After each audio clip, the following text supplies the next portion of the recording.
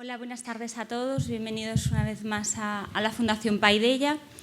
En primer lugar, pediros disculpas porque Ramón Maíz no ha podido asistir hoy a la presentación de Victoria Camps por un motivo de salud. Entonces, bueno, yo como responsable de la asesoría jurídica de la Fundación y secretaria del patronato, pues seré quien tenga el placer de compartir esta jornada con Victoria y presentarla. Victoria pues es una conocida ya antiguo de la Fundación, estuvo aquí en otras jornadas en el año 92. Actualmente es catedrática emérita de Filosofía, Ética y Política de la Universidad Autónoma de Barcelona. Es presidenta de la Fundación Grifols, Víctor Grifols, y asimismo miembro del Comité de Bioética de Cataluña. No me voy a extender mucho con su presentación porque seguro que me quedo corta. Sabéis que también tiene diferentes artículos de prensa en El País, que es colaboradora habitual. Su último libro es El elogio de la duda, aquí del año 2016. Os animo a leerlo y no me demoro más. El título de la conferencia de hoy es Una nueva ciudadanía, indignación y compromiso dentro del ciclo de Ciudadanos del siglo XXI. Y sin más le paso la palabra. Gracias a todos. Bueno, pues muchas gracias por la invitación a esta fundación, muy querida de muchos, muy apreciada. Y gracias, María, por la presentación, ¿no? Ser sustituta nunca apetece, ¿no? Pero a veces hay que hacerlo, ¿eh? Bueno, y gracias a todos ustedes por haber venido a oírme.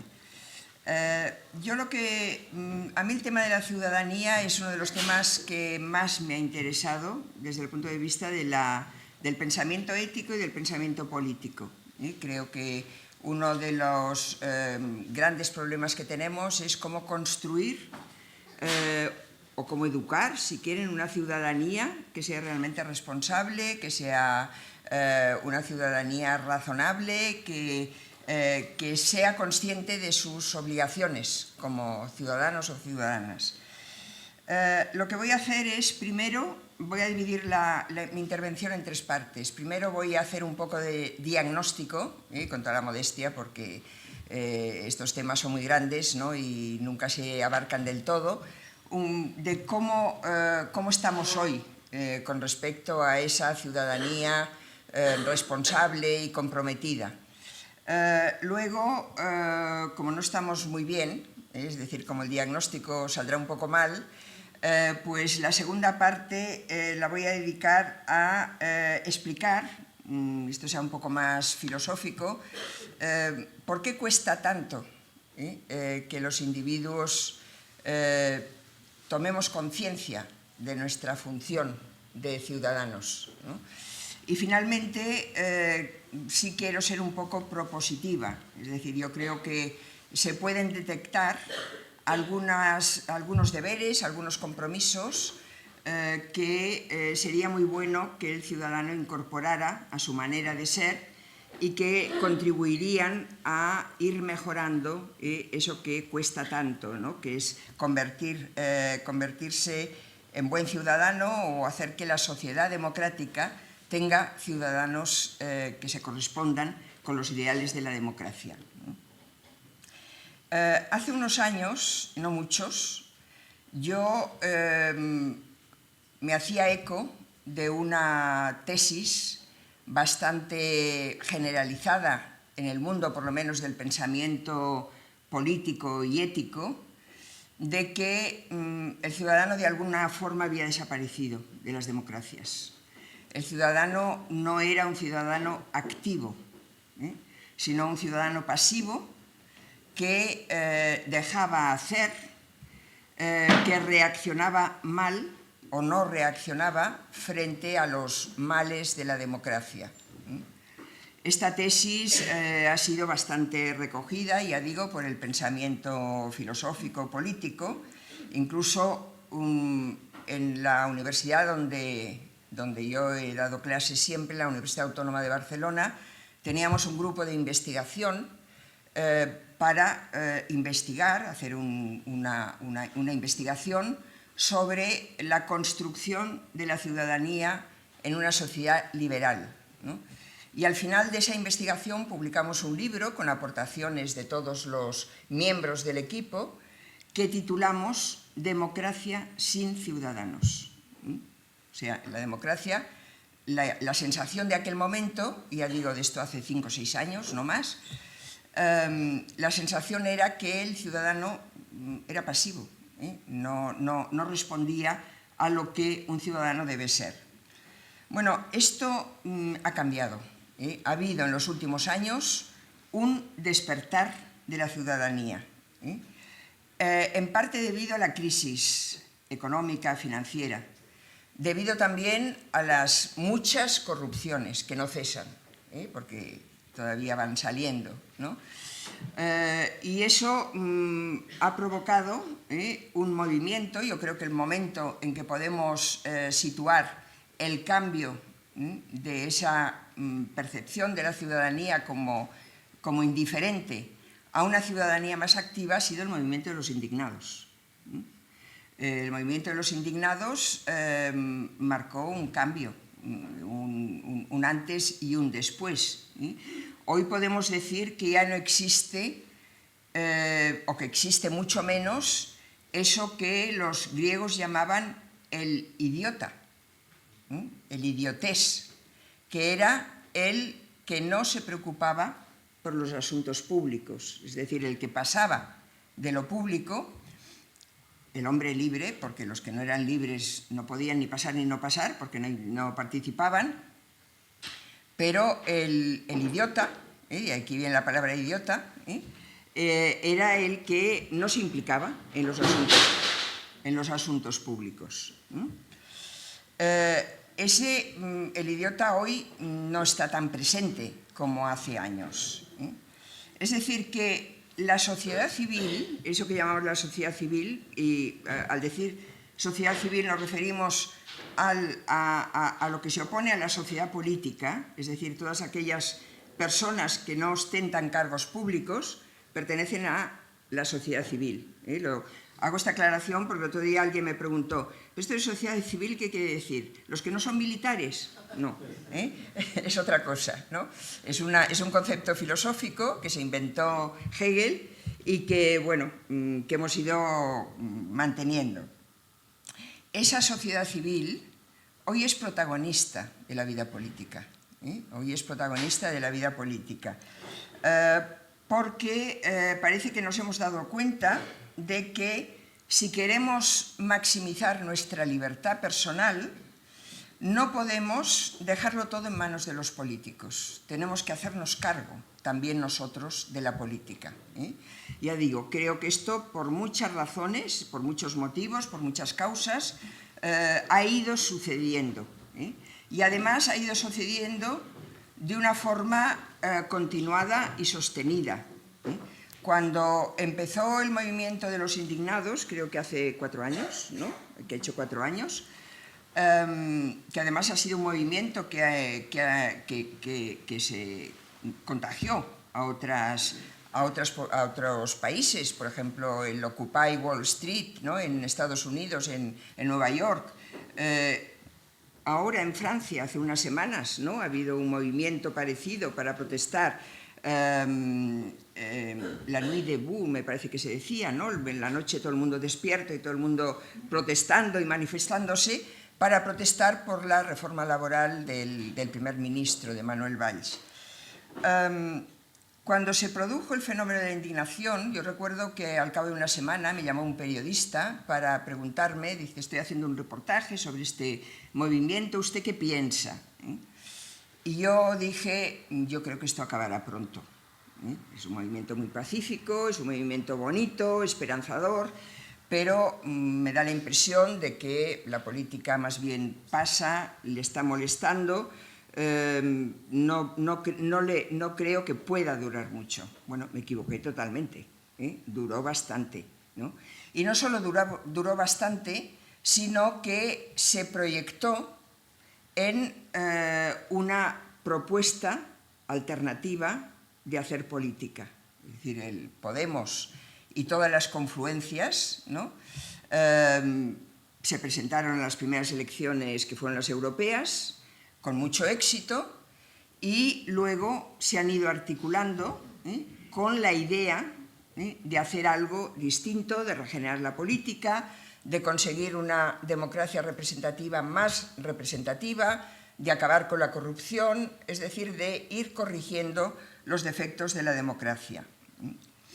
La indignación es muy importante. Quiero hablar también un poco de los sentimientos morales y políticos, ¿no?, que creo que hay que analizar también para hacer un buen análisis de lo que está ocurriendo.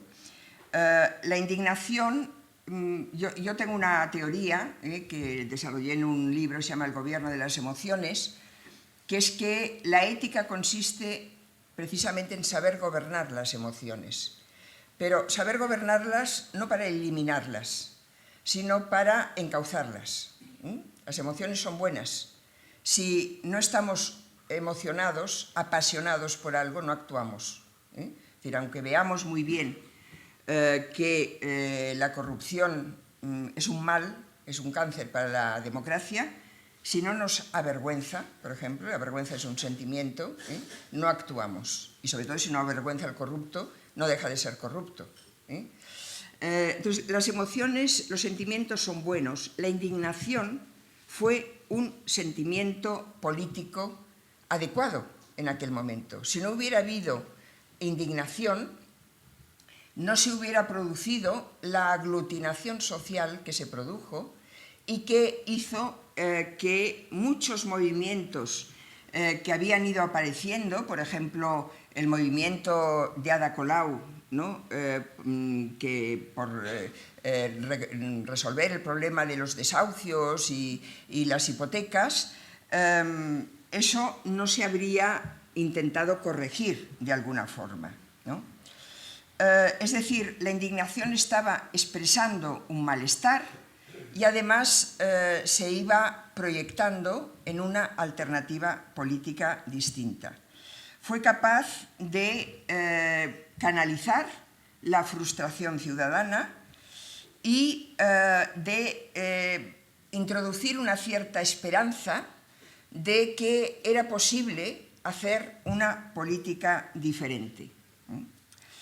Ahora, frente a esto, ahora que ya ha pasado un tiempo y que además ya se han producido algunas elecciones y que estos movimientos se han convertido ya en partidos políticos similares a los anteriores, aunque no quieran serlo del todo, pero bastante parecidos, cada vez más, yo diría, ¿no? Lo que nos tenemos que preguntar es, ¿realmente de aquí ha salido un compromiso para hacer algo distinto? Y ese compromiso, que no dudo que formalmente hay un compromiso, yo no dudo de la buena voluntad de querer hacer algo distinto, ese compromiso es duradero, se va a sostener en el tiempo o acabaremos repitiendo lo que hemos hecho antes. Es decir, acabaremos haciendo lo mismo que habíamos hecho hasta ahora.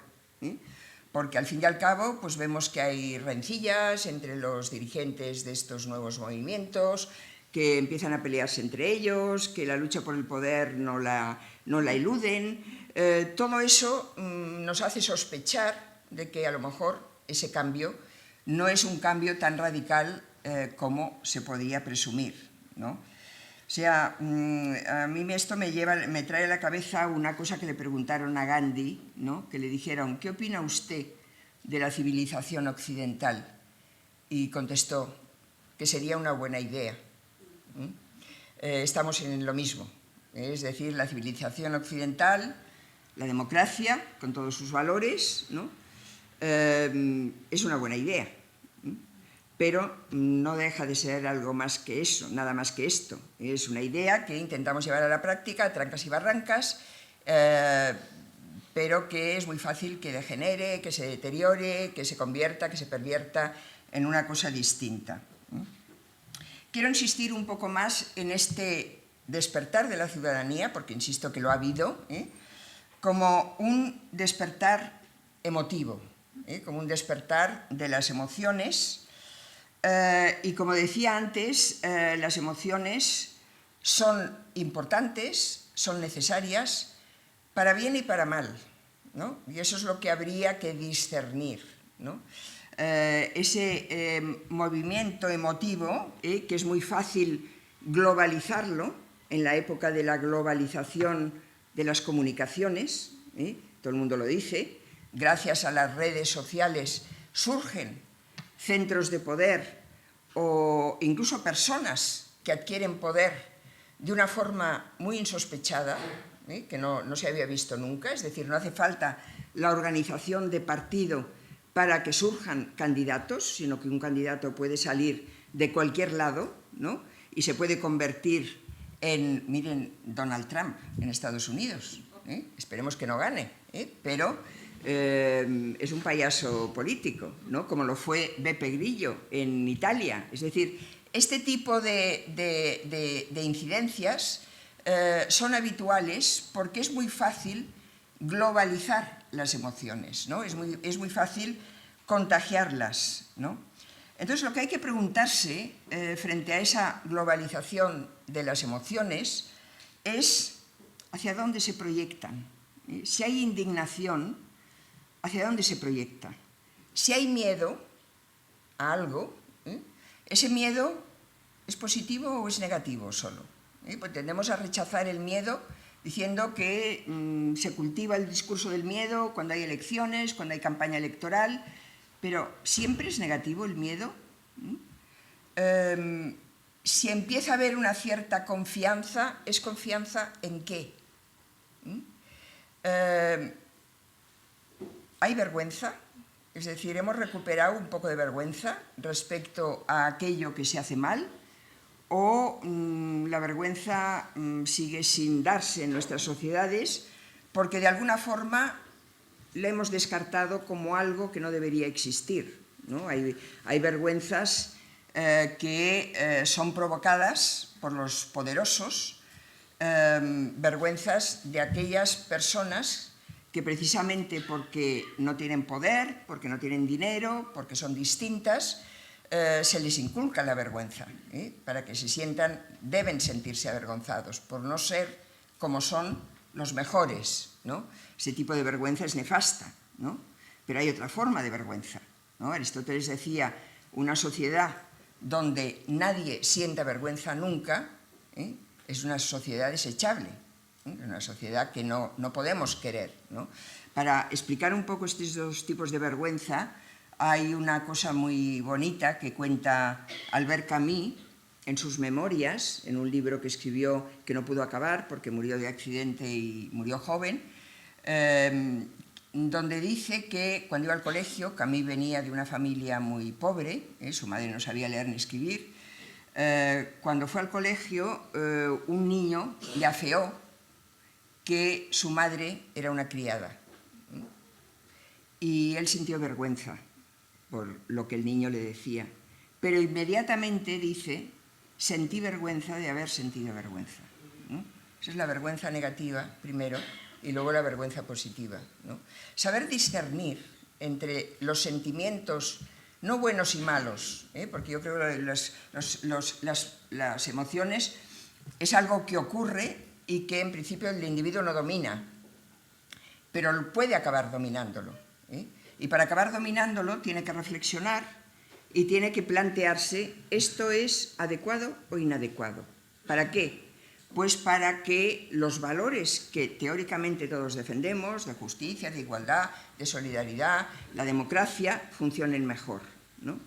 Esto es lo que nos tenemos que plantear delante de esa explosión emotiva que ha dado lugar a que el ciudadano despierte y se mueva, pero que estamos empezando a poner en duda, y me parece que todos compartimos esta impresión, de si realmente se está moviendo bien o mal, ¿no? Si lo está haciendo como habíamos pensado que lo podía hacer, o está cayendo en muchas equivocaciones, en muchos errores, y lo que es peor, no es capaz de detectar que son errores, ¿no?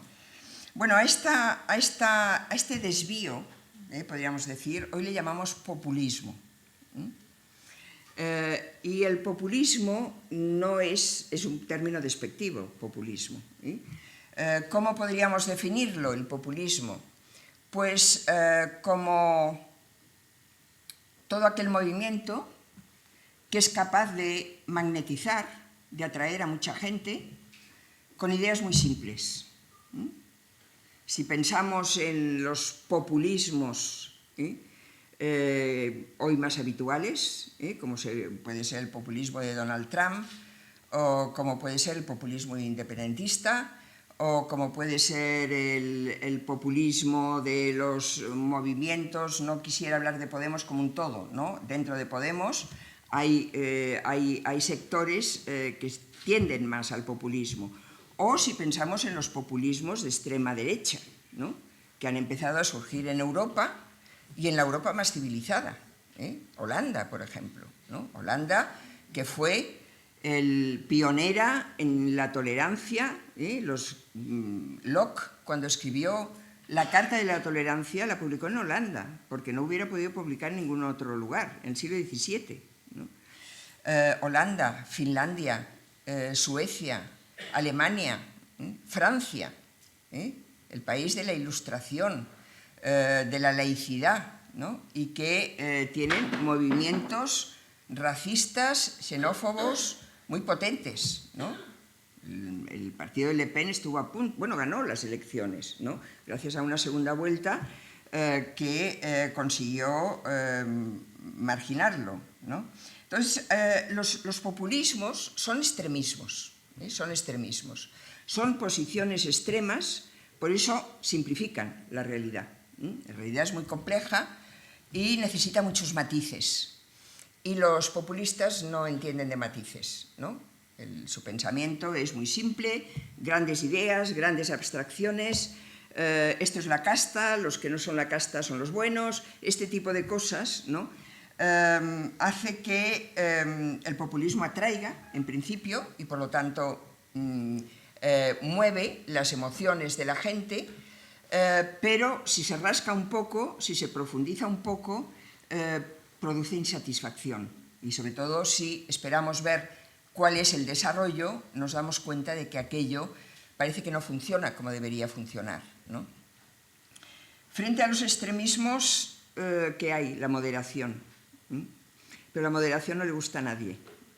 A nadie le gusta ni ser moderado el mismo, que es el término medio, ni pecar por vicio ni por virtud, es decir, ninguna de las dos cosas. Las terceras vías, todos esos términos medios, el pensar que la realidad es muy complicada y que las soluciones hay que irlas encontrando poco a poco, que no se puede correr, que hay que rectificar lo que se ha hecho mal, todo eso que forma parte de la moderación, de la templanza, ¿verdad que es una palabra que hace siglos que no oían? Templanza es una de las virtudes aristotélicas cardinales, aquí somos todos de una cierta edad, me parece, y nos acordamos de las virtudes cardinales, ¿no? La prudencia, la justicia, la fortaleza y la templanza, ¿no? Que fueron las 4 virtudes aristotélicas que el cristianismo se hizo suyas y las espiritualizó, digamos, ¿no? Bueno, pues la templanza era fundamental, ¿no? Era el saberse autodominar, ¿no? El no dejarse llevar por por lo más visceral, por la primera reacción, evitar la vehemencia, ¿no? El atender a la experiencia, ¿no? No quererse precipitar demasiado. Bueno, pues eso no lo vemos, ¿no? No lo vemos. Y los extremismos no son recomendables, aunque sean atractivos. La militancia extremista, que es la que más atrae, no es recomendable. El otro día leía una entrevista a un escritor estadounidense que se llama John Irving, que decía textualmente: Trump y Sanders saben que es el contrincante de Hillary Clinton, tienen mucho en común, los dos agitan el miedo y la ira. Y un miedo y una ira que no son convenientes, que no son adecuados, ¿no? Por lo tanto, para acabar con esta primera parte, con este diagnóstico, ha habido movimientos ciudadanos importantes, sostenidos además, que se han proyectado en alternativas políticas, pero que no han sabido analizar los sentimientos que los impulsan de una forma totalmente adecuada, que por lo tanto corren el peligro de convertirse en populismos extremistas que no nos llevan a ninguna parte, ¿no? Porque la realidad, insisto, es demasiado complicada para pensar que de un par de trazos podemos ya cambiarla, darle la vuelta como si fuera un calcetín y hacer una cosa distinta, ¿no? Bueno, entonces, ¿por qué es tan difícil hacer las cosas bien, ¿no? ¿Y por qué es tan difícil que las democracias, que son unas estructuras, unas instituciones que han corregido muchas cosas que se hacían en el pasado, cuando había monarquías absolutas y cuando había dictaduras y cuando el poder lo imponían unos pocos? Esto en la democracia no ocurre, hay mucha más libertad. ¿Cómo es que las democracias no producen un individuo distinto, ¿no? Que es lo que debería ser un ciudadano, un individuo adecuado para que la democracia funcione cada vez mejor, ¿no? Claro, hay que decir una cosa, la democracia convive con la economía de mercado, y la economía de mercado crea, sin que nadie se lo proponga, nadie en especial, no hace falta educación para ello, crea el individuo consumista, ¿no? Eso es así, ¿no? Y el individuo consumista es un individuo que lo quiere todo, que quiere satisfacer todos los deseos inmediatamente y que le cuesta atender al interés general. Le cuesta porque no se lo plantea o porque piensa que no es función de él o de ella, es función del Estado, ¿no? Que además tenemos también un modelo de Estado que es el Estado social, el Estado de bienestar, que tiene que garantizar unos derechos, que tiene que protegernos. Y es muy fácil cargarle al Estado todas las imperfecciones que se producen en la sociedad. Bueno, esto es muy antiguo, no digo que tan antiguo como la filosofía, porque el mundo griego pensaba la política de otra forma y pensaba la ciudadanía de otra forma, pero desde la modernidad se es muy consciente de que el ser humano es un ser dividido, dividido entre sus deseos particulares y su ser social, que le obligaría a pensar en los demás, ¿no? Kant, por ejemplo, hablaba de la sociabilidad insociable del ser humano. Es sociable, pero es insociable a la vez, ¿no? Es esa contradicción, ¿no? Esto lo explicó muy bien Hobbes en el siglo XVII al intentar encontrar una justificación de la existencia del Estado y de las leyes, ¿no? Él se preguntaba, bueno, ¿cómo es posible que los individuos obedezcan las leyes? Si en principio nadie quiere obedecer leyes, ¿no? Y sobre todo leyes tan incómodas como pagar impuestos. Nadie las quiere obedecer. Si no hay una coacción, nadie lo haría, ¿no? ¿Por qué existe el poder político?, decía Hobbes. ¿Qué justificación hay, ¿no?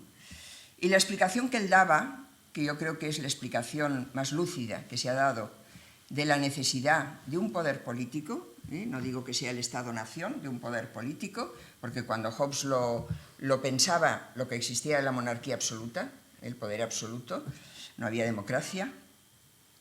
Decía, en el ser humano hay dos pulsiones.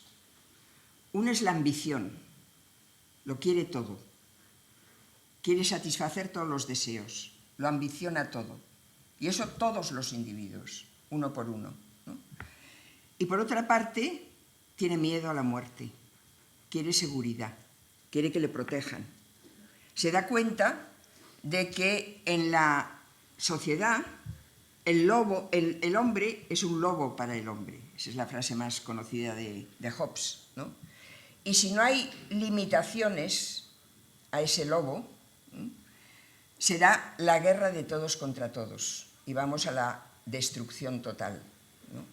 Esas dos pulsiones, ¿no?, que también son sentimientos, ¿no?, el sentimiento del desear todo lo que se pueda desear y el miedo a morir, y por lo tanto el deseo de seguridad, esas dos cosas juntas llevan a un pacto hipotético, que es el que justifica la necesidad de un poder que limite las libertades individuales. Hobbes decía, piensen en lo que hacen en su vida privada, ¿no? Cuando uno sale de su casa, de su propiedad, cierra la puerta con llave, pone rejas en las ventanas, porque tiene miedo. Sería más fácil no hacer nada de eso, sería más cómodo no hacerlo, sería más libre no hacerlo, pero lo hacemos porque no hay más remedio. Bueno, pues lo mismo que hacemos en la vida doméstica, lo pedimos a toda la sociedad. Por eso tiene que haber leyes, por eso tiene que haber un poder estatal que nos coaccione para organizarnos, para limitarnos y para que la sociedad mínimamente funcione sin que nos matemos los unos a los otros, sin que nos robemos, sin que hagamos todos esos desafueros que conducen a la destrucción de la sociedad. Esto mismo todos los pensadores ilustrados lo han visto igual, incluso los postilustrados, ¿no? Rousseau, por ejemplo, decía que es muy difícil educar al mismo tiempo al burgués y al ciudadano. ¿Qué entendía por burgués? Pues la figura que estaban haciendo en aquel momento, concretamente, Rousseau era suizo, era de Ginebra, pero en Francia, ¿no? El individuo que tenía unas propiedades, que había conseguido hacerse una vida propia, que era quien era no porque había nacido noble ni porque era clérigo, que eran los dos estamentos que hasta entonces habían dominado, sino porque trabajaba. Y al trabajar tenía un cierto poder, ¿no? Ese era el burgués, ¿no? Ese burgués miraba sus negocios, o sea, le interesaba lo suyo, su familia, sus propiedades, poder retener el fruto de su trabajo, y estamos también en el principio de la economía capitalista, por lo tanto las relaciones de mercado libres hacían que ese individuo pensara en poder competir con el otro y poder adquirir para sí lo máximo, obtener lo máximo de esa competición. Al lado, ese burgués al mismo tiempo era ciudadano, pero educarlo para ser burgués y educarlo para ser ciudadano parecían dos cosas contradictorias, porque al ciudadano hay que educarle para que, decía Rousseau, se una a la voluntad general, que es algo parecido a lo que hoy llamaríamos el bien común o los intereses generales. Y en cambio al burgués se le educa para que persiga sus intereses de la mejor manera posible, y busque los medios más eficaces para hacerse rico, si quiere hacerse rico, o para construir la vida que quiera construir, ¿no? Entonces, claro, esa contradicción es la misma a la que me refería antes, ¿no? El ciudadano, el individuo, cuando es libre, y la libertad es el atributo más importante que desde la modernidad se le ha dado al individuo, es decir, poner al individuo en el centro. Y no sé si recuerdan el dibujo de Leonardo da Vinci de un hombre dentro de un círculo, ¿no? Él, el hombre, es el centro. La mujer, el hombre o la mujer. Pues la mujer en aquella época no mucho. Y ahora un poco más, pero todavía falta, ¿no? Entonces, esa idea del individuo es el centro y desde el individuo hay que intentar explicar hasta dónde llega el conocimiento y qué es lo que podemos y debemos hacer, ¿no? Esto significa libertad. Y la libertad es el valor que más se ha desarrollado desde la modernidad, sin duda. La libertad individual, las libertades individuales. Pero eso es difícil de conjugar con unos intereses que deberían ser comunes. Kant, que es otro filósofo ilustrado, se plantea esta misma cuestión y dice, se pregunta en qué ha de consistir ser ciudadano en un Estado de Derecho, en un Estado donde hay leyes. Y dice, basta cumplir las leyes. No hay que pedirles a los hombres que sean buenas personas. Es quizá pedirles demasiado. Con que cumplan las leyes es suficiente. Incluso Kant dice una cosa que puede parecer muy rara. Dice, hasta un pueblo de demonios podría formar una buena república. Bastaría con que se cumplieran las leyes. Aunque fueran demonios. Es decir, la intención da lo mismo, ¿no? El caso es que se ajuste a la legalidad, ¿no? Pasa que Kant dice esto, Kant es uno de los grandes ilustrados y de los grandes teóricos de la moral, pero dice esto en el siglo XVIII. Y hoy hemos avanzado, hoy hemos progresado. Hoy sabemos que hay leyes que no son justas. Y hoy sabemos que las leyes, muchas de ellas, aunque vivamos en democracias, están muy determinadas por los intereses de las clases dominantes, de esos poderes fácticos, poderes económicos, ¿no? Que lo dominan todo. Y que esas leyes habría que cambiarlas, que habría que regularizar más cosas. ¿Qué son los papeles de Panamá? Pues una forma de eludir impuestos.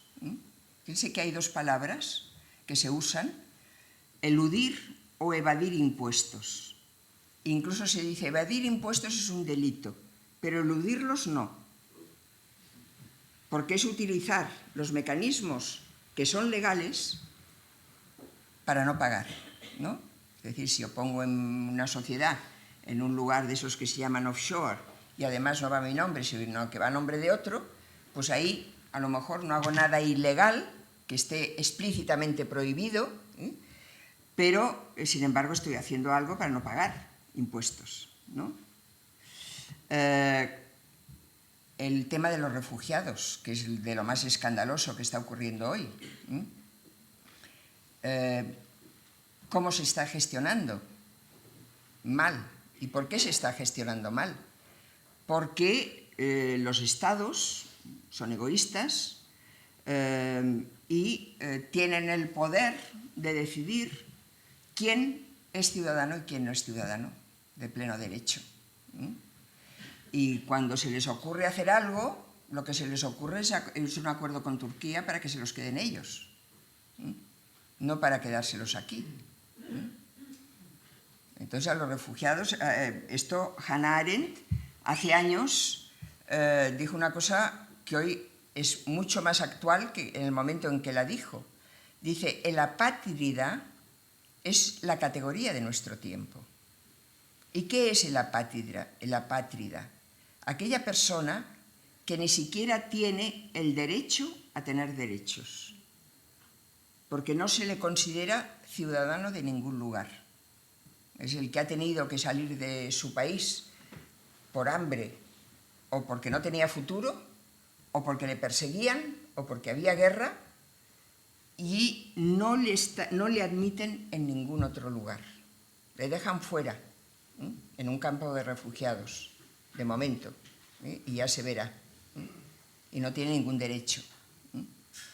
Dice también Hannah Arendt que los enemigos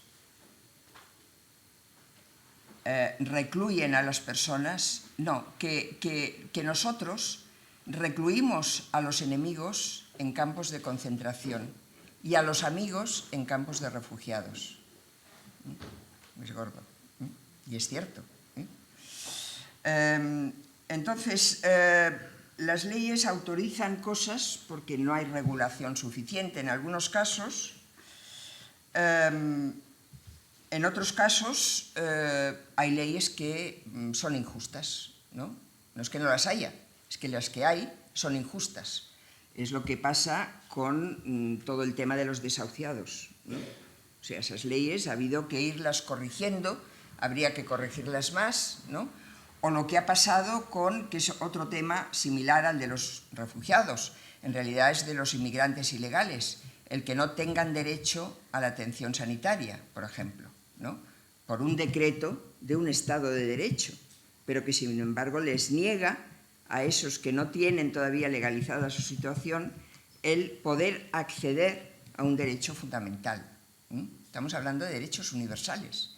¿Pero qué quiere decir universales cuando ocurren estas cosas, ¿no? Por tanto, cada vez es más difícil ser un buen ciudadano, cada vez es más difícil, porque no se trata solo de cumplir las leyes, ¿no? Que es lo que veían los ilustrados, Hobbes y tal. Tiene que haber leyes, ¿no? Y hay que cumplirlas y punto. No, porque hoy nos damos cuenta de que además eso se puede modificar y se puede mejorar y que la justicia no debería limitarse a lo que se puede hacer dentro de un Estado, debería ser internacional, ¿no? La justicia debería ir más allá de lo que los Estados pueden hacer dentro de su territorio. Entonces, bueno, a partir de aquí yo creo que podemos proponer una serie de valores, de principios, de ideas, de guías, si quieren, que es la parte más propositiva que a mí me gustaría desarrollar, que analicen un poco en qué debería consistir hoy el compromiso ciudadano. Es decir, qué es lo que está fallando más, qué es lo que está fallando más en el ámbito de los valores fundamentales, de las maneras de ser, ¿no? De los deberes que nos imponemos a nosotros mismos. Hay que tener en cuenta una cosa, que cuando hablamos de compromiso ciudadano o de ética en general, es una cosa que repite siempre Diego Gracia, la ética es una cuestión de deberes, sobre todo, de deberes autoimpuestos, porque hay deberes que son legales, son leyes, y aunque sean leyes democráticas, que teóricamente las hacemos entre todos, como decía, a veces son injustas y a veces las tenemos que cumplir por narices, o siempre por narices, porque aunque no nos gusten y aunque nos parezcan injustas. Pero los deberes éticos, los deberes éticos son deberes que nos imponemos a nosotros mismos porque no hay coacción en la ética más que la de la propia persona. Es la distinción entre ética y derecho. O sea, la ética es una cuestión de deberes y yo añadiría, es también una cuestión de voluntad. No sirve de nada tener un deber y no querer cumplirlo. O sea, la voluntad de actuar como hay que actuar, de hacer las cosas bien hechas, ¿no? Estos dos elementos son imprescindibles en la ética. Podemos decirlo de otra forma. La ética reconoce la autonomía de las personas, la libertad para hacer muchas cosas, yo diría cada vez más cosas, pero le pide a la persona que ejercite la libertad responsablemente, es decir, que responda de lo que hace, que lo sepa explicar, sobre todo si está mal, ¿no? Y que sepa hacerse responsable de lo que hace mal. Vayamos un poco más allá. Entonces, ¿qué deberes? ¿Qué deberes serían hoy los que nos faltan más, ¿no? Lo que se echa de menos para que haya un compromiso ciudadano de verdad, ¿no? Y cuando hablo de ciudadano hablo de todos, políticos y no políticos, ¿no? Porque los políticos también son ciudadanos. Es decir, cuando actúan políticamente, hacen cosas mal, no por culpa de su estructura ni de sus instituciones, sino porque las hacen mal ellos, ¿no? Son ellos los que se equivocan éticamente y los que actúan mal. A ver, yo me voy a fijar en 4 puntos, que me parece que son fundamentales y que se podrían desarrollar más, pero bueno, se los dejo ahí para que los piensen, ¿no? El primero de todos es recuperar el valor de la fraternidad. El valor de la fraternidad ha sido el valor más ignorado de los 3 de la Revolución Francesa o de la modernidad: libertad, igualdad y fraternidad.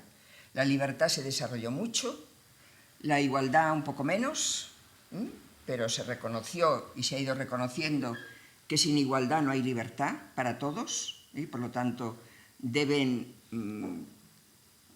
darse a los individuos unas condiciones de igualdad mínimas, unos bienes básicos, pero la fraternidad nunca más se habló de ella, ¿no? En parte por la reminiscencia religiosa que tenía la palabra, ¿no?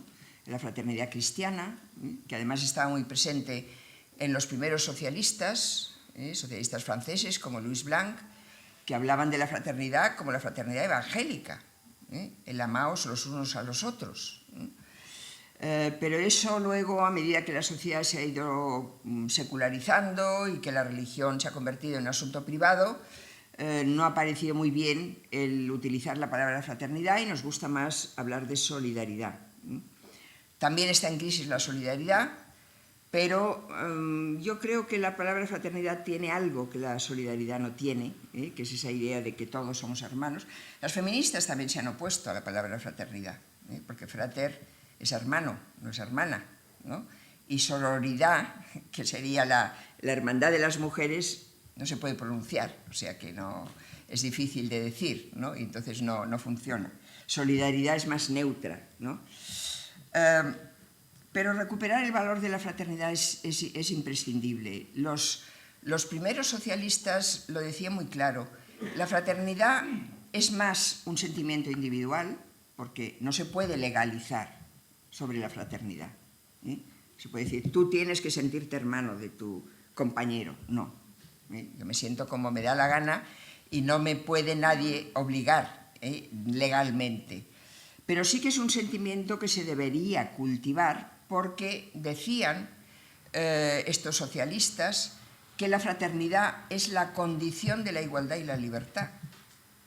Si no hay ese sentimiento de hermandad entre los seres humanos, no habrá libertad para todos. Habrá libertad para algunos, pero no para todos, ¿no? Por lo tanto, la fraternidad es un sentimiento que hay que cultivar. Yo creo que el modelo de Estado-nación, que es el que impera hoy como modelo de organización política, es nefasto para cultivar la fraternidad. Es el que derivó de las revoluciones modernas, ¿no? Los estados nacionales, que finalmente son los que están impidiendo, por ejemplo, en nuestro caso, que haya una Europa realmente política, una unidad política europea, porque los estados cada uno tira para lo suyo y por lo tanto no se consigue esa federación, ¿no? Que significa unidad, significa pacto, pero que también hacen daño los estados nacionales internamente. Se lo dice una catalana que no es independentista, ¿no? Pienso que la pulsión por la independencia es una falta de solidaridad, es una falta de esa visión de que finalmente toda política lo que busca es la equidad, y la equidad no solo de un Estado-nación, sino de todo el mundo, si es posible, ¿no? Y por lo tanto, la fraternidad tiene que ser la base de todo eso. Entonces, mientras falte la fraternidad, será muy difícil avanzar en la equidad, avanzar en un mundo más justo para todos, ¿no? Y ya digo, es cuestión de todos, ¿no? Porque unos son más responsables que otros, unos tienen más poder que otros para hacer, por ejemplo, políticas equitativas. Los individuos particulares no podemos hacer políticas equitativas, tenemos que hacer caridad como mucho, no podemos resolver las desigualdades, pero podemos exigir que se resuelvan, ¿no? Podemos impulsar políticas más equitativas, ¿no? En lugar de rebelarnos contra esas políticas, ¿no? Cuando se propone una subida de impuestos, todo el mundo protesta, ¿no? Y a veces no una subida de impuestos generalizada, sino una subida de impuestos para los que tienen más, para los que tienen la renta más alta. En estos momentos los partidos catalanes que están en el gobierno están entre ellos discutiendo por esto, ¿no? Por subir las rentas más altas, no todo, no subir el IVA, ¿no? Las rentas más altas, ¿no? Eso es un índice claro, es un indicio claro de que no hay un sentimiento de fraternidad, ¿eh? Es decir, todos somos iguales, debemos avanzar en la igualdad y por lo tanto hay que tomar medidas para corregir las desigualdades. Este es el primer punto, ¿no? El segundo, ejercer la libertad responsablemente. He hablado mucho de la libertad individual y de que sentirse a la vez burgués y ciudadano, como decía Rousseau, que no es malo sentirse burgués y actuar como un burgués, es decir, yo tengo mis intereses y los persigo, si tengo una empresa busco maximizar los beneficios de esa empresa y si estoy en una corporación, esa corporación me interesa más que otra, ¿no? Que es la competencia, y eso está bien, y mi familia es mi familia y no la de otro, por lo tanto yo prefiero los intereses míos, eso está bien, pero al mismo tiempo ese ejercicio de la libertad tiene que ser responsable. Esto se ha desarrollado bastante en el campo de lo que podríamos llamar las éticas profesionales o las éticas aplicadas, ¿no? Hace unos años que las distintas profesiones, y sobre todo aquellas profesiones que se plantean más problemas con respecto a innovaciones tecnológicas o con respecto a porque su relación con las personas es muy directa, se plantean cuál debe ser la buena práctica en el ejercicio de su profesión. Por ejemplo, tenemos la ética médica, que es quizá la más desarrollada, la ética médica. La profesión médica, en las encuestas del CIS, es la que merece más confianza. Por algo será. Porque se han dado cuenta de que en la relación médico-paciente ha habido que cambiar muchas cosas. El paciente es un sujeto que tiene derechos, que debe estar informado y que tiene que consentir cuando el tratamiento es agresivo. No se le puede hacer con él cualquier cosa. Ni se le puede meter en un ensayo clínico sin pedirle permiso, ¿no? Y todo eso ha hecho que evolucionara la profesión y que, bueno, hay muchos comités de ética médica, hospitalarios, comités de ensayos clínicos, es decir, eso está bastante desarrollado. ¿Cuáles son las obligaciones profesionales de la profesión sanitaria? ¿En qué consiste ser un buen profesional de la sanidad? Sea médico, sea enfermera, es igual, ¿no? La ética de las empresas, eso que se llama responsabilidad social corporativa, es el intento de que las empresas tomen conciencia de que no solo su objetivo es maximizar los beneficios, sino que tienen unos deberes con respecto a la sociedad, que pueden ser con respecto al medio ambiente, que es lo que más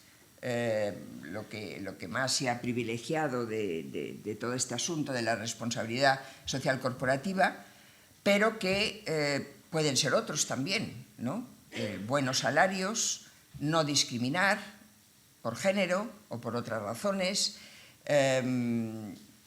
la formación de los trabajadores, es decir, todo eso son la conciliación de la vida laboral y la vida familiar, una cosa casi imposible de regular desde fuera y que, sin embargo, si no se avanza en este sentido, la igualdad hombre-mujer está encallada.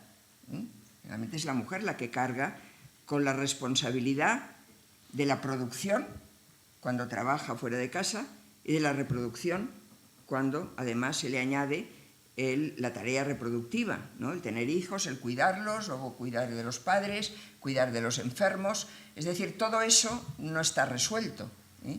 Y la gente que tiene trabajadores a su cargo puede hacer mucho, y hay empresas que lo hacen, ¿eh? Hay empresas que lo hacen y lo hacen bien, ¿no? La ética de los políticos, no digamos, ¿no? Es decir, es otro ámbito de esa ética aplicada, ¿no? Y sobre todo, pues los partidos políticos, pues todos ellos tienen su código ético, ¿no? Que es el primer paso, ¿eh? El primer paso, pero no el único, ¿eh? Porque los códigos éticos son muy tramposos, ¿eh? Elaborar un código es un buen trabajo de reflexión, si se hace colectivamente, es un trabajo que ayuda a repensar en los defectos en las cosas que se están haciendo mal, pero si una vez hecho el código se mete en un cajón y no se mira más, o incluso se pone en un marco, pero nadie lo lee, no sirve de nada, ¿eh? Si les digo en el código ético encargado por quién fue el último en el que yo intervine, fue el de Jordi Pujol. Nos pidió que hiciéramos un código ético para los cargos públicos, ¿no? Dice, parece mentira, que ahí nadie es honrado, ¿eh? O sea, entonces, claro, yo soy muy crítica con los códigos éticos si solo son un código, es decir, unos cuantos principios, que acaban siendo unos principios a veces muy abstractos y muy generales y que ya están en las leyes. En otros casos no, ¿eh? Los partidos políticos, por ejemplo, las cuotas femeninas empezaron siendo parte de códigos éticos, o la limitación de mandatos, por ejemplo, ¿eh? Hay cosas que no están legalmente establecidas, pero que sin embargo uno se los puede proponer como parte del buen hacer profesional. Pero claro, hay que proponérselo y hacerlo, ¿eh? Porque solo proponérselo como deber teórico no es nada, ¿eh? Tiene que haber voluntad de hacerlo y de hacerlo bien, ¿eh? Es decir, tiene que haber autorregulación, ¿no? Yo creo que una sociedad liberal debería avanzar hacia la autorregulación. Esto es muy importante, sobre todo para la ética de la comunicación, la ética de los periodistas. Los periodistas son los portavoces de la libertad de expresión. Y la libertad de expresión no se puede regular. No se puede regular ni se debe regular, ¿eh? Se pueden decir algunas cosas generales, ¿no? Proteger a la infancia, por ejemplo, de ciertos programas de televisión, cada vez más difícil además, porque ya no es solo la televisión, ya son las redes sociales, ya son los videojuegos. Proteger la intimidad de las personas, eso más o menos puede estar regulado, pero poca cosa más, ¿no? En el campo, por ejemplo, de las ofensas religiosas, ¿no? Que han provocado tantas catástrofes, ¿no? Incluso terrorismo, bueno, pues ahí es la autorregulación lo que tiene que funcionar, ¿no? Y que la gente se pregunte, realmente esto, si lo digo, ¿qué consecuencias puede tener, ¿no? Y hasta dónde puedo llegar, aunque no comparta la sensibilidad del otro, pero ¿qué debo hacer, ¿no? Sé qué debo hacer, desde la ética lo responde cada uno, y el responderlo cada uno es cosa de su conciencia. O sea, ejercer la libertad responsablemente, porque además no todo lo que está mal tiene que estar prohibido. Eso también es una señal de una sociedad madura. Eso lo decía muy bien un filósofo que se llama Ronald Dworkin, que decía: una sociedad liberal se distingue porque su código penal tiene cada vez menos artículos. Hay menos cosas que se penalizan en una sociedad liberal. Pero eso no quiere decir que se puedan hacer o que estén bien hechas. Cuando yo era niña, recuerdo que en todos los espacios públicos había un cartel que decía prohibido escupir. Y eso se quitó. Y eso no quiere decir que todo el mundo pueda escupir en cualquier sitio, ¿no? Quiere decir que esa norma tiene que estar interiorizada, forma parte de las costumbres, forma parte de las mores, ¿no? De ahí viene moral, que tiene que incorporar la persona a su manera de ser para ser buen ciudadano o ciudadana, ¿no? Y bueno, luego el último punto es, el tercero, y me queda otro cuarto, el tercero es aprender a discernir entre lo que se debe y no se debe hacer, ¿no? Y ese aprender a discernir tampoco tiene fórmulas, ¿no? Ni protocolos que te digan cuál es la mejor manera de hacerlo bien, sino que se aprende eso. El gran maestro de este tema es Aristóteles, ¿no? Aristóteles, cuando le preguntaban cómo definiría la prudencia, que para él la prudencia era la capacidad de escoger el justo medio en cada caso, y el justo medio no es el mismo para todos. Un atleta necesita comer mucho más que una persona que es sedentaria, que trabaja en una oficina, ¿no? El justo medio lo tiene que decidir cada cual. Y cuando le preguntaban a Aristóteles cómo se define la prudencia, decía: el prudente es Pericles. Señalaba a una persona que era ejemplo de prudencia para él. No se puede definir, no hay fórmulas. Tiene que trabajarlo la persona e irlo experimentando a través de la experiencia, a través de equivocaciones, de errores, de rectificaciones, ir descubriendo dónde está el término medio.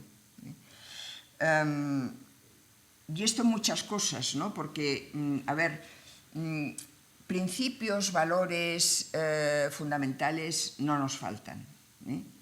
Si quisiéramos hacer una lista de los valores fundamentales que hoy todos suscribimos, seguramente estaríamos de acuerdo en todos valoramos la libertad, valoramos la igualdad, valoramos la tolerancia, valoramos la solidaridad, el respeto mutuo. Todo eso forma parte, pero eso es abstracto, es muy abstracto. Lo difícil es saber cómo hay que respetar al individuo que me incomoda. Eso es lo difícil, ¿no? Y para eso no hay una fórmula. Miren lo difícil que es decidir qué hay que hacer con el velo islámico. La cantidad de propuestas que ha habido, de leyes, de modelos distintos, ninguno ha funcionado.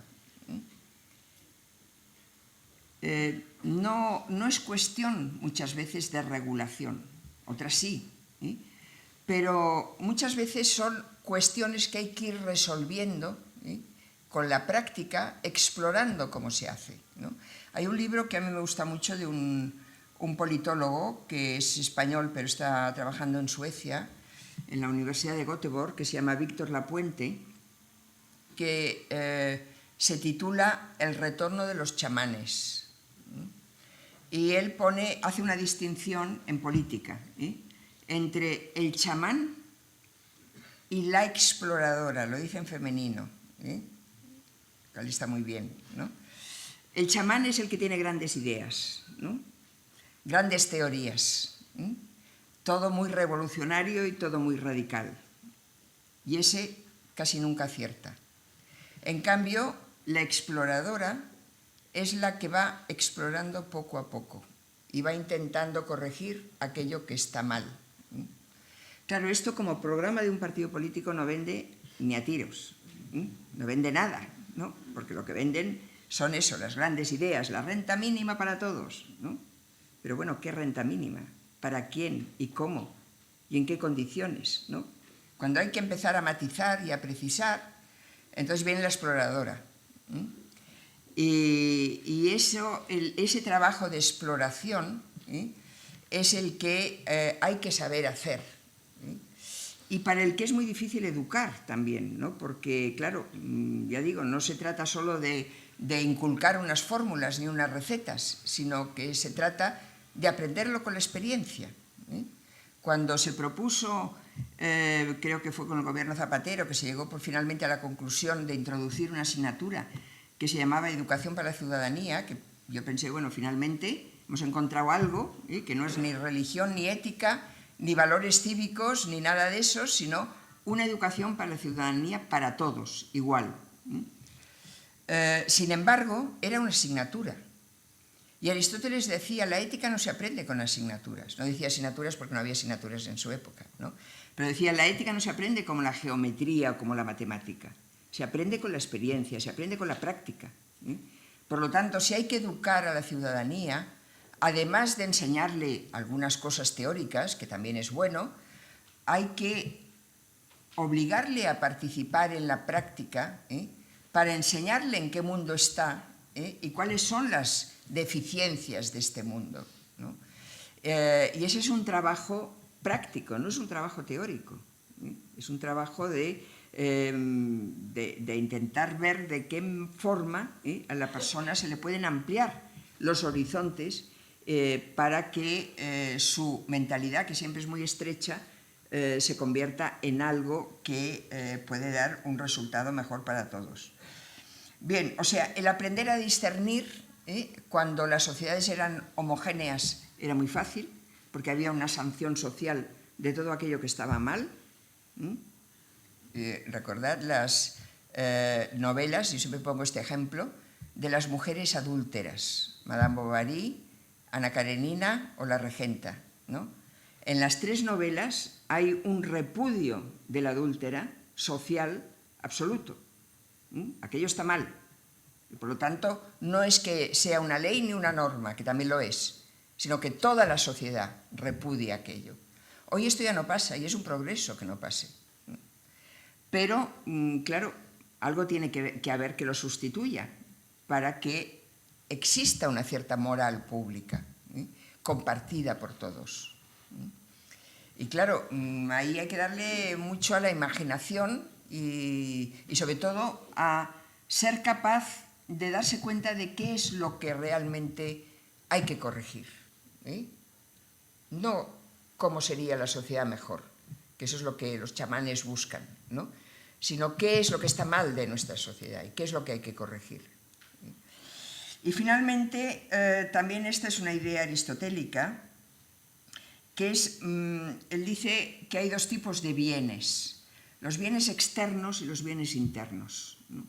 Los bienes externos son esos bienes materiales que todos necesitamos y que ya están, de alguna forma, algunos consolidados, ¿no? Como los bienes mínimos que todo el mundo debería tener, ¿no? Una vivienda, un trabajo, en fin, unas vacaciones, el mundo que reconoce unos derechos básicos, ¿no?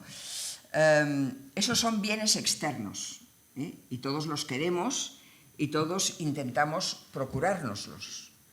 Pero luego, además de esos bienes externos, hay unos bienes internos que son los que contribuyen a, digámoslo así, a mejorar espiritualmente a la persona y a mejorar la comunidad. Y eso no se traduce en unos bienes materiales, sino que es algo más. Es algo más que tiene que ver con los estilos de vida de las personas, ¿no? Lo he dicho antes, la economía de mercado crea unos estilos de vida que son muy contrarios al bien común, a buscar el bien común, porque el mercado lo que quiere es producir para que la gente consuma. Y más allá de eso, no se plantea nada, porque no tiene que planteárselo. Conseguir una sociedad mejor, más equitativa, más respetuosa de todos con todos, es algo que el mercado no tiene por qué procurar. Pero eso forma parte de esos bienes internos que hay que valorar y hay que intentar cultivar también entre todos. Sobre todo, eso de los bienes internos yo creo que está muy relacionado, hoy lo relacionaría yo, con el tiempo de ocio. O sea, la sociedad de mercado nos ha acostumbrado a seguir consumiendo en el tiempo de ocio, porque no se puede hacer nada que valga la pena que no sea consumir, ¿no? Y todo lo que vale la pena vale dinero, cuesta dinero, ¿no? Por lo tanto, cuanto más se paga, más se divierte uno, ¿no? Y eso es convertir el ocio en un bien externo y nada más, ¿no? Hoy tenemos un gran problema con el futuro del trabajo. El problema del paro no es un problema de la crisis económica solo, es un problema de que la sociedad, los trabajos se robotizan, las nuevas tecnologías eliminan puestos de trabajo, y yo creo que los autores más que analizan este tema más en profundidad, todos coinciden en decir el trabajo habrá que repartirlo de otra forma. Habrá que trabajar menos, repartirlo para que todos puedan trabajar. Como trabajaremos menos, ganaremos menos, pero tendremos más tiempo de ocio para dedicarlo a trabajo social, para dedicarlo a lo que realmente nos gusta hacer. Pero claro, para eso nos tiene que gustar hacer algo. Hay quien disfruta con su trabajo, porque es un workaholic, es un aficionado al trabajo, alcoholizado por el trabajo, o porque disfruta con el trabajo que le ha tocado y que ha querido hacer. Pero no todo el mundo tiene esta suerte y el tiempo de ocio está para compensar esa diferencia, ¿no? Claro, pues si el tiempo de ocio no se sabe ocupar en nada más que en seguir consumiendo, ese reparto del trabajo será imposible porque nos opondremos a él, y los bienes internos tampoco acabarán siendo unos bienes apreciados, ¿no? Entonces, bueno, este es un punto también, ¿no?, a tener en cuenta. Hoy se habla de economías colaborativas, de economías cooperativas, que podrían ser alternativas a ese capitalismo financiero. Para que eso pueda ocurrir, tiene que haber colaboración de todos. Es decir, hay que creérselo y hay que procurar que sea así, ¿eh? Esto no se transforma tampoco a golpe de decreto ni a golpe de ley, ¿no? O sea que, bueno, para resumir todo lo que he dicho desde el principio, yo diría, de algún modo los ciudadanos han tomado el poder. Yo creo que se puede decir así. Cada vez son más las personas que tienen más cultura, que manejan las redes sociales, que viven vidas más plenas, ¿no?, porque son capaces de hacerlo, y que por lo tanto son más difíciles de dominar y de controlar. No se dejan dominar y controlar. Yo creo que esto es así.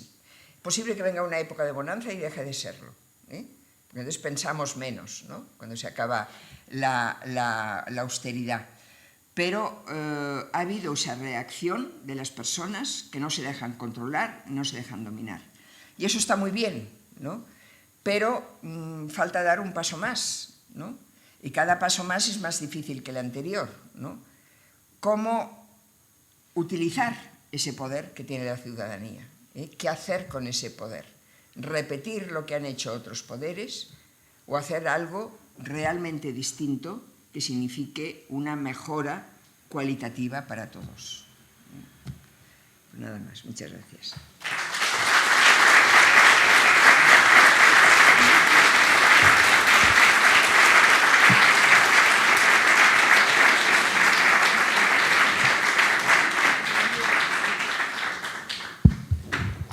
Muchísimas gracias, Victoria. Ha sido un regalo, el compartir con nosotros toda esta sabiduría y todas estas reflexiones. Yo creo que ha planteado varias cuestiones. Si os parece, abrimos ahora un turno de debate y de intervenciones para quienes quieran, bueno, pues, que puedan realizar las aportaciones que consideren.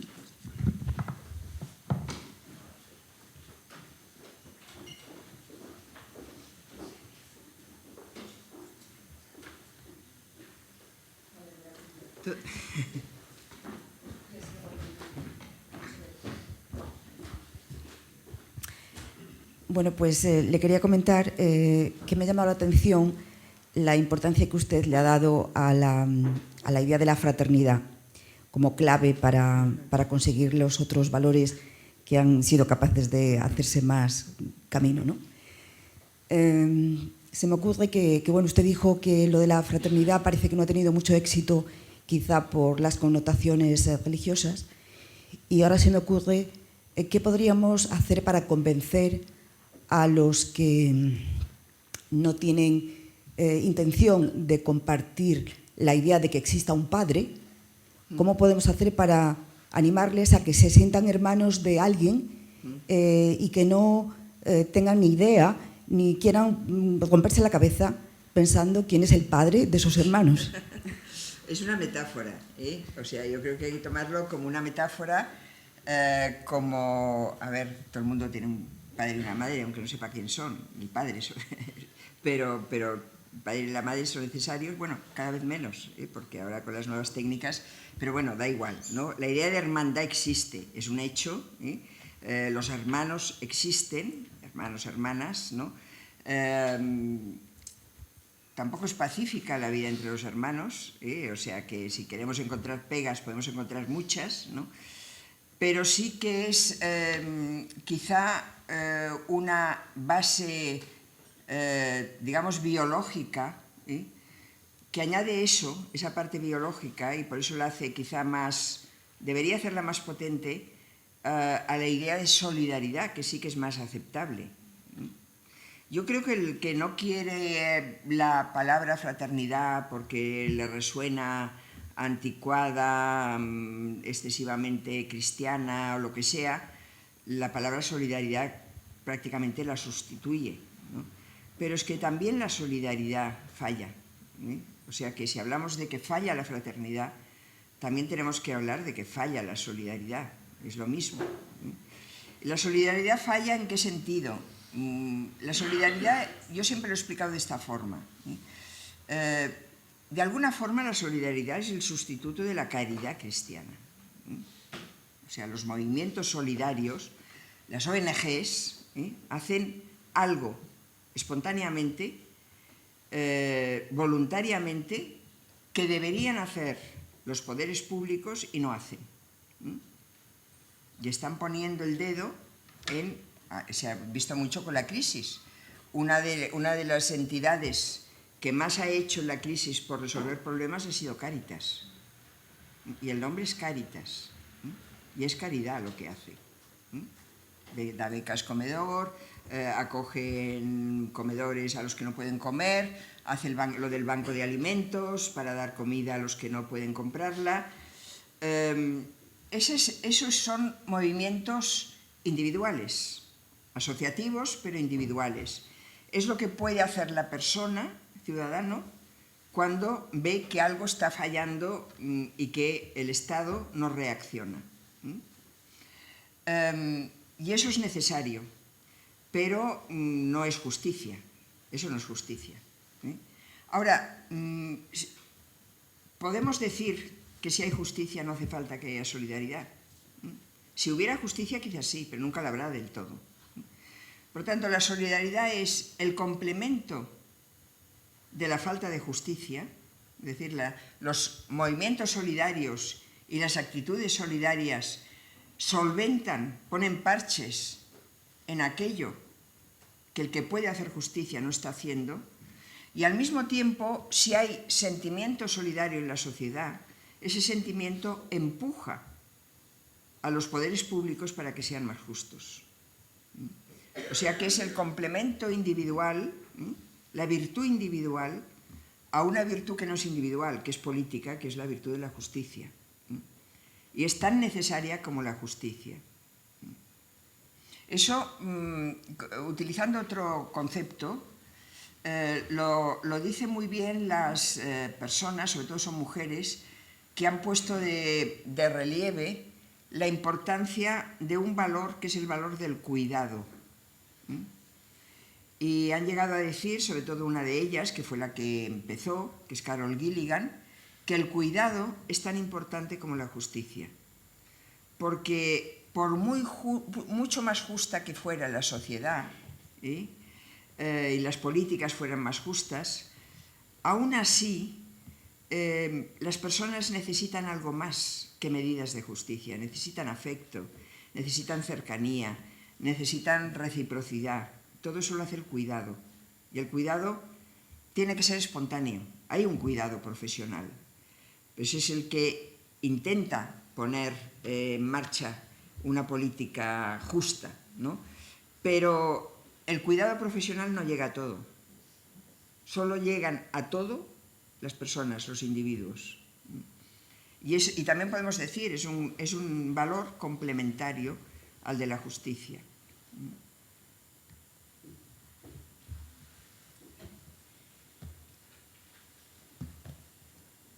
Bueno, parece que está muy claro todo.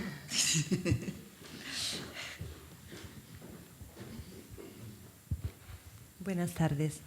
Muchas gracias por su exposición. Estoy formulando todavía.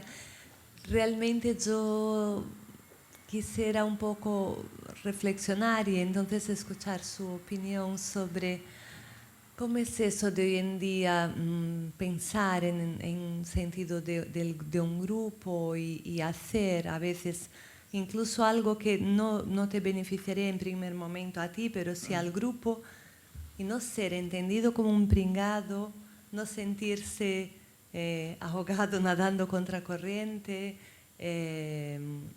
cómo mantenerse, ¿no? Sabiendo que uno hace lo que realmente está convencido de que es lo que tiene que hacer. Y en ese sentido tiene esa tranquilidad, ¿no? Pero que cómo convivir con este momento que para mi manera de entender es bastante opresor y creo que pierde muchos talentos en el desarrollo colectivo. Bueno, yo no creo que esté mal sentirse que uno nada contracorriente, ¿eh? Es complicado, es difícil, hay que hacer más esfuerzo, pero un poco es esto, ¿no? Yo he escrito que la educación siempre tiene que ir contracorriente, ¿eh? Que la educación, si va a favor de la corriente, no hace falta ni educar. Ya la corriente lo hace todo y por lo tanto no hace falta educar. La educación pone límites y por lo tanto va a contracorriente, contra aquello que uno haría si nadie se lo impidiera, ¿no? Yo creo que el énfasis, a ver, si me preguntas cómo se hace, cómo se consigue, no te lo sabré decir, ¿eh? Porque ya te digo, yo fórmulas pienso que no se pueden dar en este tipo de cosas. Pero sí que es importante recuperar eso que los latinos, Cicerón sobre todo, llamaban mores, costumbres, ¿no? Que crean unas necesidades sociales, una manera de ser social que se convierte en algo que arrastra a la persona, ¿no? De la misma forma que arrastra el consumo, ¿eh? Debería ser posible que las buenas prácticas también arrastraran a la persona, ¿no? Y eso es lo que no ocurre, ¿eh? Antes he hablado de sociedades homogéneas en las que eso ocurre porque las normas son muy claras, ¿eh? Muy concretas. Hay pecados que no se pueden cometer, ¿eh? La religión está muy presente. La religión hacía eso, ¿no? La religión establecía lo permitido, lo no permitido, ¿no? Y hacía que la persona se avergonzara, ¿eh? Cuando no hacía lo que se debía hacer, ¿no? Pero claro, cuando desaparece eso, no hemos sabido sustituirlo por nada similar, ¿eh? Rousseau decía que una democracia necesita una religión, aunque sea civil. ¿Pero qué es una religión civil? A mí, más allá del fútbol, no se me ocurre. El fútbol lo es lo único que cohesiona, ¿eh? También crea rivalidades y odios, ¿no? Pero son cosas que cohesionan, pero poco más, ¿no? Hay leyes que consiguen cambiar las costumbres, ¿no? Y mejorar las costumbres. Por ejemplo, la ley del tabaco en poco tiempo ha conseguido mejorar. Bueno, mejorar para un fumador es horroroso. Mi marido lo es y está contra la ley del tabaco que se sube por las paredes. Pero han conseguido cambiar los hábitos de las personas, que se considera para bien, ¿no? Pero pocas leyes consiguen cambiar realmente las costumbres, ¿no? Tiene que ser otras cosas, ¿no? Tiene que haber otras influencias, ¿no? Otros modelos, ¿no? Que hagan que reconozcamos a las personas que realmente sirven como modelo. A mí, por ejemplo, es que hay cosas que ocurren que están bien, ¿no? Es de que cuando hablamos de todo esto parece que solo estamos criticando y sacando a relucir lo negativo, porque claro, lo que está bien, pues ya está bien. Pero, por ejemplo, yo creo que es una excelente noticia que el alcalde de Londres sea un musulmán. Y además un musulmán que ha conseguido ganarse el voto de una amplia mayoría, creo que ha sido mayoría absoluta, porque se lo ha currado. Porque, primero, hijo de unos pakistaníes pobres, madre costurera y el padre conductor de autobuses, o sea, en un barrio de la periferia de Londres, que, bueno, fue aprovechando las oportunidades que le iba dando la sociedad en la que vivía, que se metió en el Partido Laborista, que empezó a tener cargos políticos, que no tiene carisma ninguno, parece, es decir, que no ni habla especialmente bien, ni que incluso cuando hizo el primer discurso al ser elegido alcalde, dice, nunca hubiera pensado que una persona como yo llegara a ser alcalde. O sea, más humildad no se puede tener, ¿no? Y que, sin embargo, pues la gente aquello lo ha apreciado, ha visto que era una persona que en todos los cargos en los que había estado, había trabajado y había trabajado bien. Y claro, ese reconocimiento debería estar más extendido, ¿no? Y eso es lo que se debería enseñar a través de la educación, sobre todo, ¿no? El que ese reconocimiento sea explícito. Y yo creo que lo hay, ¿eh? En el tema de los refugiados, pues todo el mundo ha valorado el trabajo de los voluntarios, por ejemplo, ¿no? Que son los que están allí haciendo lo que las administraciones no son capaces de hacer.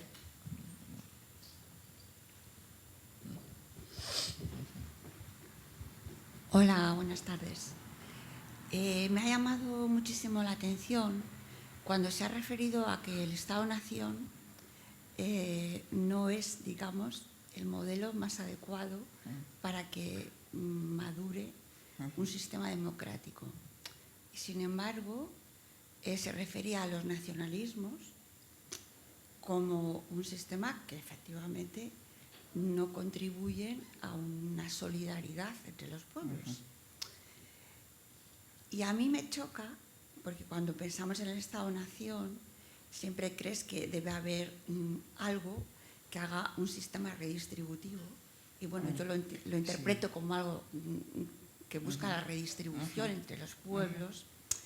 Y si damos protagonismo a la ciudadanía, que parece que en el fondo es lo que subyace detrás de toda su exposición, me gustaría aprovechar para dos cosas. Primero, preguntar cuál sería el modelo, quizá, que defendería este sistema social que nos hemos dado, este sistema democrático al que tendemos, de la solidaridad, fraternidad, igualdad. Y por otra parte, el riesgo que podría tener que los ciudadanos se impliquen de tal manera de que estemos haciendo referéndum continuamente para todo. Entonces, un poco ahondar en esta idea, ¿no?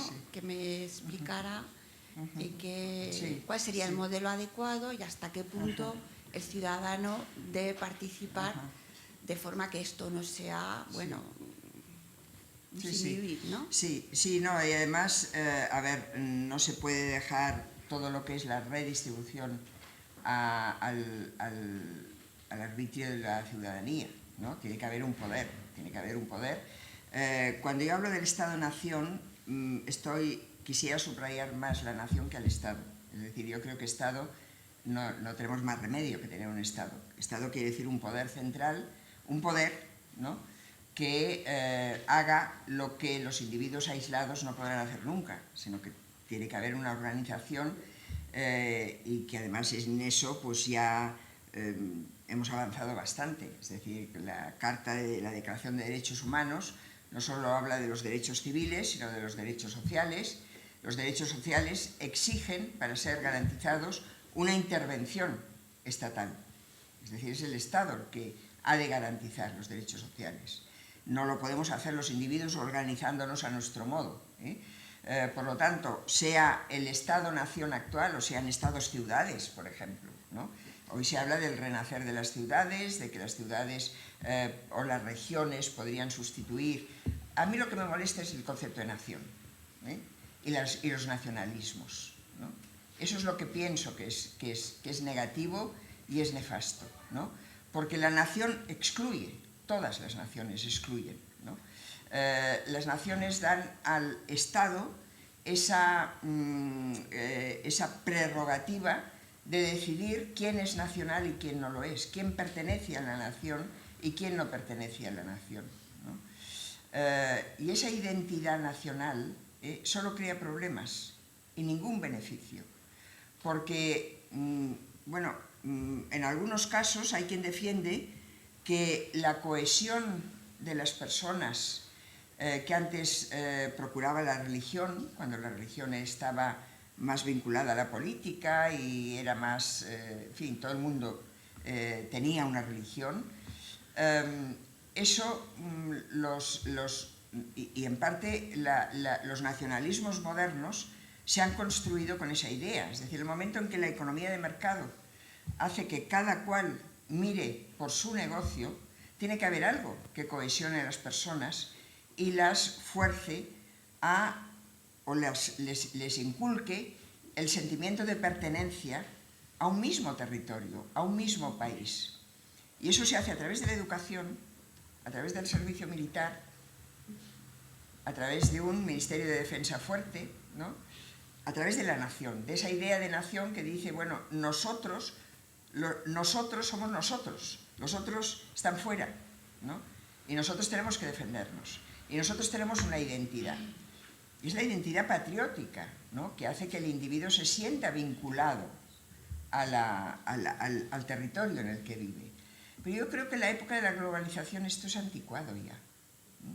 O sea, este modelo ya debería superarse, en lugar de reproducirse. Porque es que desde que cayó el muro de Berlín y desde que ha habido desde que se produjo la descolonización, no han ido más que apareciendo estados nacionales en todas partes, ¿no? Y quizá deberíamos ir evolucionando hacia otro modelo. Ahora, claro, ¿qué modelo? Bueno, ahí puedo dar una pequeña respuesta. Yo soy federalista, o sea, yo creo que la idea de federación es buena, y el modelo de la federación es Estados Unidos. Hay muchas federaciones, hay muchos modelos de federación, tantos como federaciones, pero los dos modelos son las primeras federaciones, la Federación Americana de Estados Unidos y la Federación Suiza, la Confederación Helvética, ¿no? ¿En qué han consistido? En estados que han visto la necesidad de agruparse para formar una nación. Claro, eso, si lo pudiéramos proyectar a nivel mundial, sería ideal.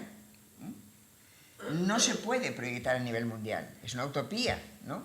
Pero por lo menos ir un poco más allá que ir diversificando los estados nacionales, porque eso solo crea rivalidad, solo crea odio, no fomenta en absoluto la solidaridad, ni la justicia internacional, ni nada que se le parezca. Entonces, yo como modelo creo que habría que avanzar hacia una federación cada vez más grande, ¿no? Y federar significa unir lo que es diferente, respetando las diferencias, ¿eh? O sea que España podría ser un Estado federal con mucho más autogobierno en lo que ahora son autonomías, sobre todo en aquellas que reclaman más autogobierno, pero también más unión. Yo creo que lo que falla del modelo de Estado de las autonomías ha sido la unión. Es decir, que se ha creado un país atomizado, donde cada uno va a lo suyo y pretende entenderse bilateralmente con el Estado central. Pero no hay esa unión que es cogobierno, ¿no? Sino gobiernos autónomos, que quieren ser cada vez más autónomos, ¿no? La idea de cogobierno no existe. Entonces, eso no es solo un cambio de la Constitución, no es solo un cambio legislativo, es un cambio cultural. Es un cambio cultural, es una manera de actuar distinta, ¿no? De no sentirse dominado porque hay algo que esté más centralizado. Estados Unidos está totalmente descentralizado. Es que pueden legislar sobre casi todo, cada cual como quiera. Pero, sin embargo, han conseguido una unidad como nación. Que ya digo, la palabra nación yo la descartaría, pero no sé cómo decirlo, ¿no? Entonces, esa es la buena manera de funcionar, que pienso yo, ¿no?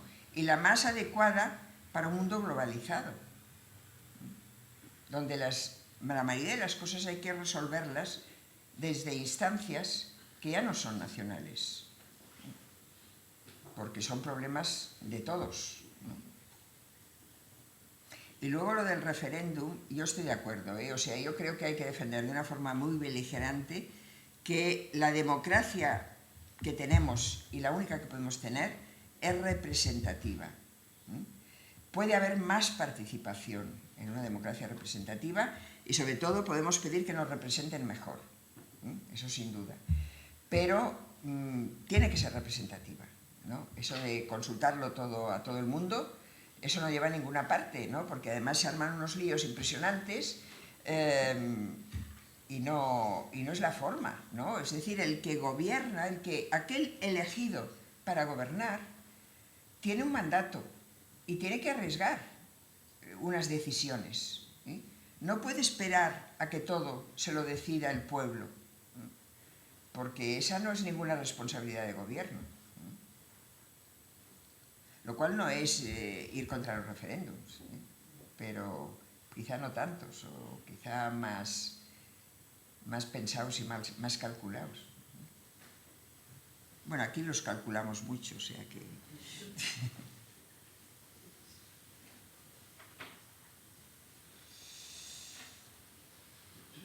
Bueno. Yo creo que...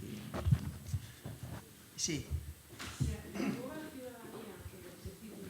A mí me parece que hay mucha indignación, pero no veo que haya compromiso en la ciudadanía. Esa es la idea, ¿no?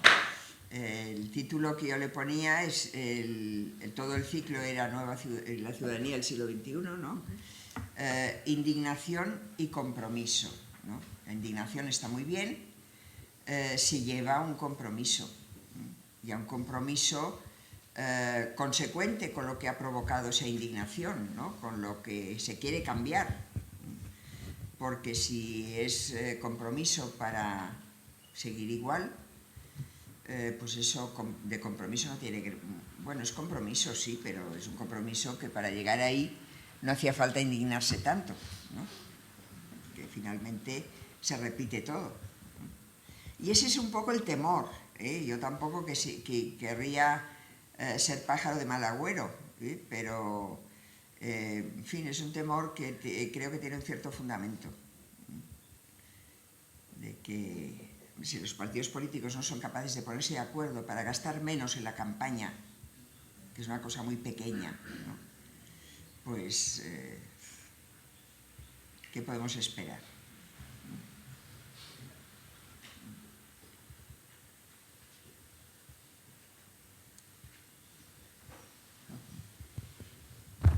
No sé si hay alguna otra intervención más. ¿Alguien que quiera...? Sí. Yo voy a decir dos cosas así, pero que son no muy importantes. Por una parte, cuando hablaba de los idiotas griegos, yo inmediatamente pensaba en nuestros representantes. Esos son los más idiotas y son los que participan más. Yo veo, o sea, como ciudadana, yo lo que percibo es que no pueden o no saben hacer lo que tienen que hacer para que las cosas no sean como están siendo, o sea, para que no cambien, para que no se transformen, para mejorar la situación. Yo lo que percibo es que elegimos a unas personas que inmediatamente se olvidan de cuáles son los verdaderos problemas de los ciudadanos y prestan su aquiescencia a todo lo que hacen yo no sé quién, pero que no me gusta. Eso por una parte, o sea, idiotas. Y luego, por otra parte, ha habido una cosa que me ha gustado mucho, porque es algo sobre lo que yo he reflexionado y tú has expresado muy bien, que es lo de los bienes internos.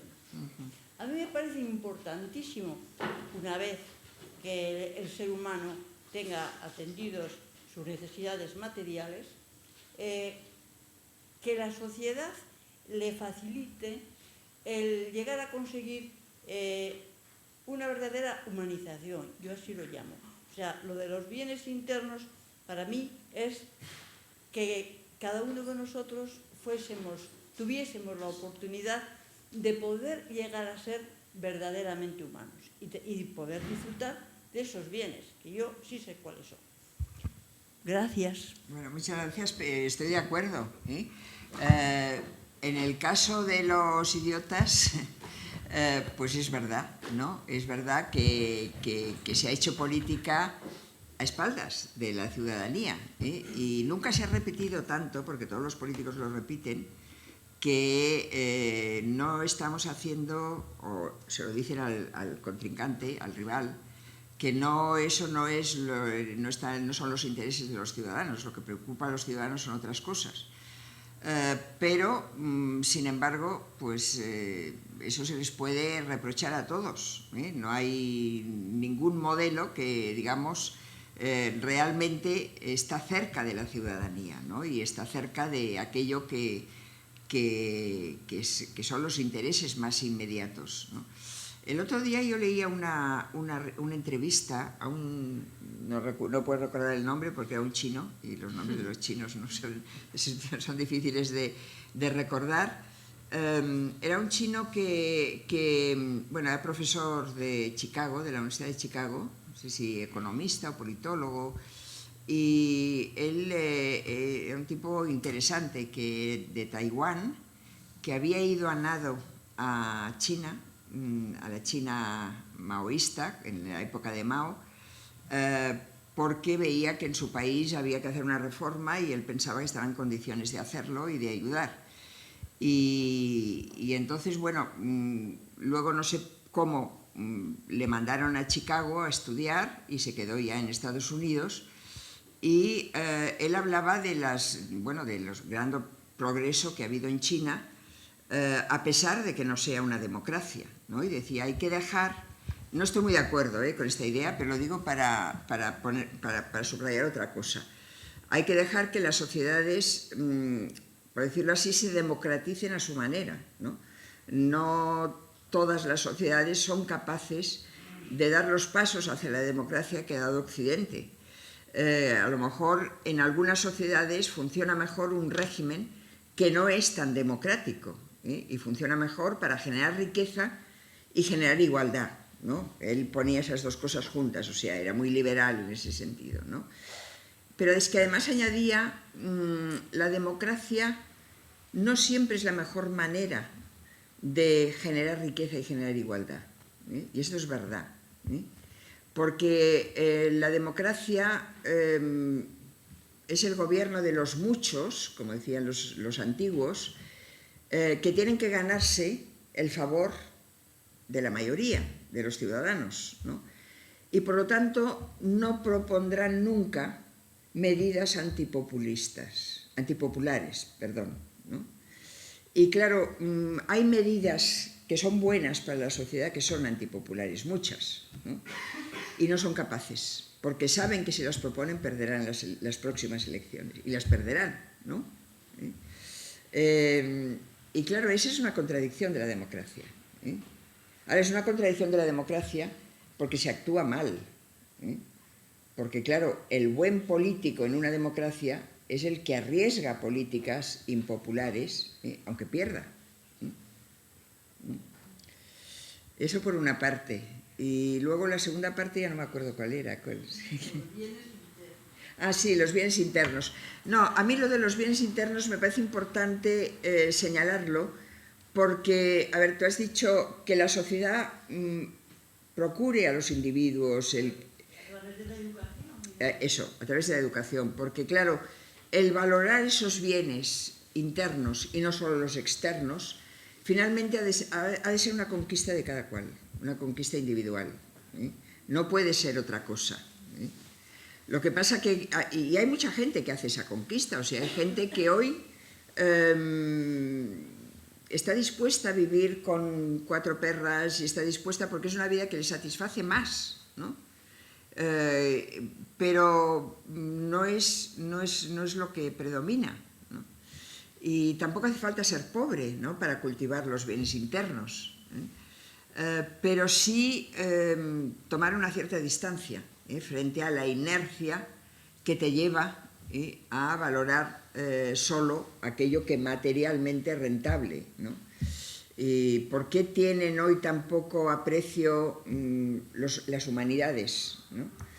Pues porque no dan dinero, porque no sirven para nada, porque solo sirven para que uno se coma el coco, ¿no? Y nada más, ¿no? Y eso da una satisfacción personal y ayuda a conservar un patrimonio, pero claro, eso en términos materiales es muy poco rentable. Tiene una rentabilidad individual, social, pero no material. Y la rentabilidad social es la que cuenta.